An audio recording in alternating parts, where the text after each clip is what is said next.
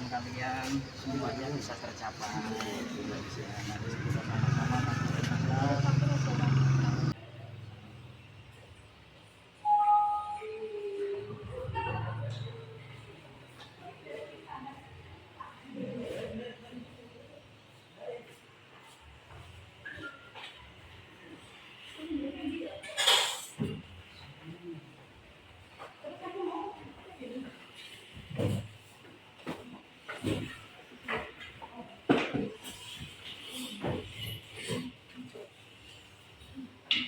Alhamdulillahirrahmanirrahim ya, sudah masuk semua ya.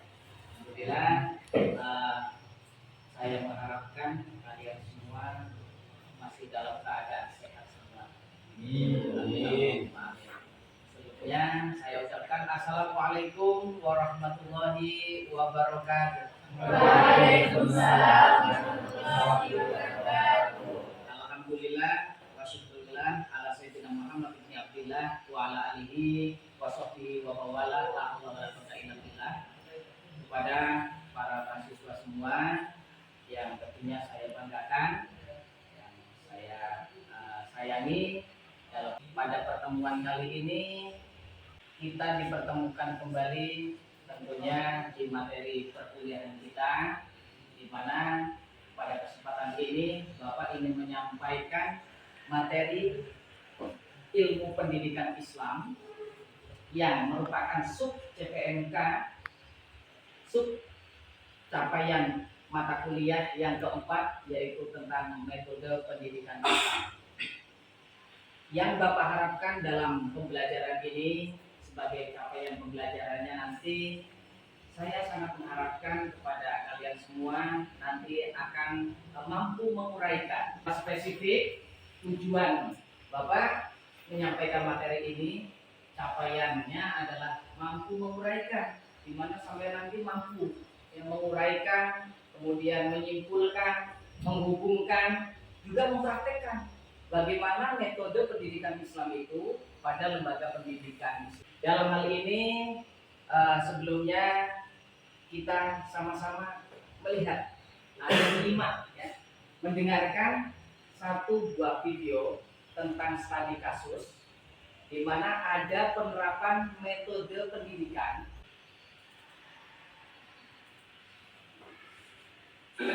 Nah, dengarkan begini saya, yang begitu jangan khawatir, angkat terus suratnya gimana, jangan pakai bertanya, balik belajar melangkah lagi, enteng, mau ini kira mau juga. Masya Allah, itu zikir sudah kami dipakai rujukan yang begitu. Rancang saja, oh itu zaman dahulu, zaman sekarang seperti sekarang. Itu para mahasiswa semua. Mahasiswa semua ada ya nggak yang punya komentar, punya pendapat tentang isi video tersebut? Yang boleh berdiri, Mas Iqbal, ya, subhanallah, ya, Mas Iqbal silakan. Jadi setelah melihat dan mendengar video yang telah putar di depan tadi, menurut saya bahwasanya metode yang dilakukan oleh penyampai materi tersebut itu kurang pantas. Coba bisa kita kasih. Mas Iqbal sudah memberikan gambaran bahwa itu masalahnya adalah problemnya masalah metode, cara menyampaikan. Nah, ini yang menjadi latar belakang kita semua bahwa metode itu adalah penting. Hari ini adalah metode pendidikan Islam. Kenapa metode ini sangat penting para mahasiswa semua? Karena metode itu adalah bagian komponen, salah satu komponen dari pendidikan. Jadi kalau namanya komponen itu harus ada pada sebuah lembaga pendidikan. Karena pentingnya metode itu, ya, dikatakan salah satu ungkapan bahasa Arab at-tariqatu ahammu minal maddah, bahwa metode itu sangat penting, lebih penting daripada materi.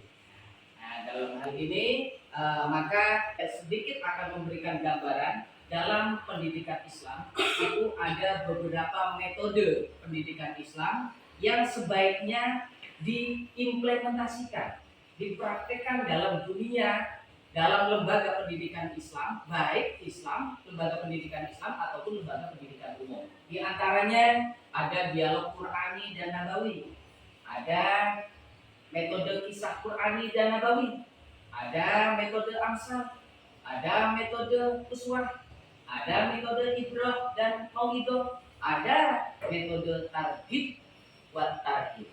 Nah, ini beberapa metode yang setidaknya harus ada pada sebuah lembaga pendidikan Islam, baik pesantren, pendidikan Islam secara umum ataupun yang lainnya. Nah, ini harus ada. Nah, oleh karena itu Bapak mengharapkan kita bersama-sama mendiskusikan maksud saya metode pendidikan Islam dengan nanti kita bersama-sama membuat kelompok dan Nabawi, ya. Saya otomatiskan di sini saja. Sudah berkumpul alhamdulillah ya. Sebelum saya bagi sudah terkumpul 2 kelompok ya, alhamdulillah. Dan saya minta tolong untuk kelompok 2 metode kisah Qur'ani Nabawi, saya mohonkan kepada Mbak Nurul untuk maju, silakan ke depan. Dan untuk selanjutnya metode Amsal, saya mohon kepada kelompok 3 ya, Mbak Sumiati dengan temannya, ya silakan maju ke depan saja secara otomatis. Kemudian selanjutnya kelompok 4 metode uswah, ya ada Mbak Ikis dengan Mbak Putih, subhanallah sudah siap ya. Kemudian ada metode ibrah dan mauidhah. Saya mengharapkan kepada Mbak Aminah dengan Mbak Nur Intan menjadi Metode yang baru ini pakai Iqra juz 1 sampai juz 7. Subhanallah, kasih aplaus. Ya silakan Mbak Polis dan Mbak Putih bisa menyampaikan. Baiklah, di sini kami dari Komisa akan memberikan penjelasan tentang metode lanjut kelas 1. Di sini kami pada itu adalah dalam pembelajaran memberikan penghargaan reward ataupun pujian kepada siswanya untuk telah memberikan hukuman di siswanya sendiri. Contohnya bisa dicontohkan seperti ketika seorang siswa mendapatkan nilai tertinggi di dalam kelasnya atau di angkatannya. Jadi di situ diapresiasikan dengan memberikan piagam penghargaan atau memberikan hadiah-hadiah lainnya. Berarti coba saya tanya kepada kelompok 6 ini, maksudnya metode pemberian penghargaan itu apakah harus berupa materi? Tidak. Pemberian penghargaan itu tidak hanya dengan materi, bisa diberikan pujian atau dia juga bisa diberikan apresiasi dan dukungan dan diberikan jalan untuk lebih meningkatkan pemikiran dia. Ketika dia sudah mendapatkan ini, diberi lagi motivasi agar kamu bisa mencapai ini. Dan untuk pembelajaran yang lain, ketika seseorang itu diberikan penghargaan, maka yang lainnya akan meniru bahwasanya oh saya itu harus bisa seperti ini, nilai saya itu harus segini agar saya mendapatkan dia. Nah, pertanyaan saya, ujiannya yang seperti apa kalau bukan berupa materi? Coba saya ingin tahu. Ujiannya penghargaan yang bersifat non materi itu seperti apa? Kalau ada anak mahasiswa atau siswa kita nilainya bagus, yang bisa menjawab. Nah, ujian yang berupa apa? Bukan berupa materi. Pemikiran Anda sangat baik dan sangat bagus, mohon ditingkatkan lagi. Dan untuk mahasiswa yang lain bisa dicontoh dan bisa ditiru perilaku mahasiswa ini. Oke, subhanallah. Saya yakin dan percaya memang mahasiswa ini luar biasa ya, pola pikirnya, paradigmanya ya, seperti kalian semua. Saya bangga ya mempunyai mahasiswa seperti kalian. Mudah-mudahan apa yang menjadi cita-cita harapan kalian semua tercapai ya. Inilah ya para mahasiswa semua. Jadi kita sudah memahami dari beberapa metode pendidikan Islam ya, dari setiap kelompok tadi subhanallah sudah memberikan penjelasan. Nah, saya ingin ada dari kalian menyimpulkan. Siapa yang bisa menyimpulkan dari beberapa metode yang bisa kita lakukan dalam lembaga pendidikan Islam? Apa kesimpulannya? Mungkin, oh iya, Bapak. Jadi kesimpulannya semuanya itu yang jelas kita belajar dengan bersemangat, dengan cara sendiri-sendiri bagaimana kita itu bisa memahami semua pelajaran tersebut dengan baik. Baik, saya tambahkan dari apa yang disampaikan Mas Toba tadi, dalam kita mendidik caranya masing-masing. Nah, dengan cara mendidik itu caranya masing-masing, maka metode pendidikan Islam ini adalah suatu cara yang dapat ditempuh dalam memudahkan. Makanya dengan cara masing-masing tadi, bagaimana metode itu bisa dilakukan, yang penting bisa memudahkan dalam pencapaian tujuan pendidikan Islam dalam proses pembelajaran. Pertanyaannya sekarang sebagai evaluasi, relevankah metode pendidikan Islam di era saat ini dalam menghadapi era society 5.0, di mana era yang di situ sudah adanya kemajuan teknologi yang luar biasa, masihkah relevan? Baik, menyampaikan, menurut saya mungkin tidak semuanya relevan untuk saat ini, karena dengan kemajunya zaman ada metode-metode baru yang digunakan oleh seorang pendidik untuk mendidik siswanya, dan ketika kita menggunakan metode yang sama mungkin akan lebih sulit ketika digunakan untuk saat ini, karena cara berpikir siswa dulu dengan siswa sekarang itu sudah berbeda. Tapi ada beberapa metode juga yang masih bisa digunakan, seperti metode target tadi, kemudian metode uswah, terus ini juga metode dan mauido.